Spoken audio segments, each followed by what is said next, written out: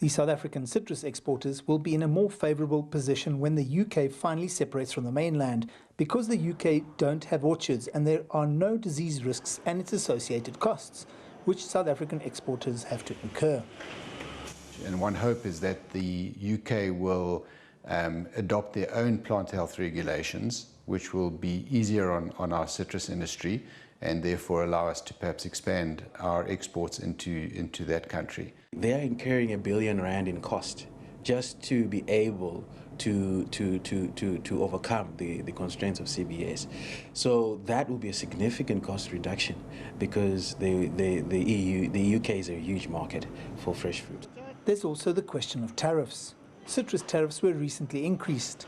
Citrus farmers have high hopes, though.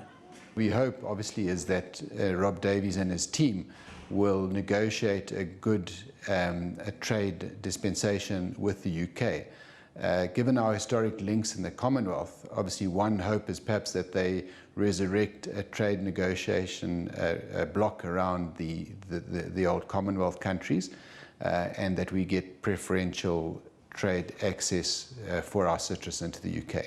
The wine industry is on tenterhooks.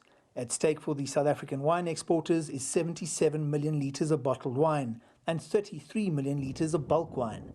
This was negotiated as part of the Economic Partnership Agreement with the EU late last year. 25% of the wine that we're exporting to the EU actually ends up in the UK. So if you take away the UK from the equation, it significantly diminishes the value of the agreement itself, and at the same time it also upsets the balance of those quotas that were negotiated.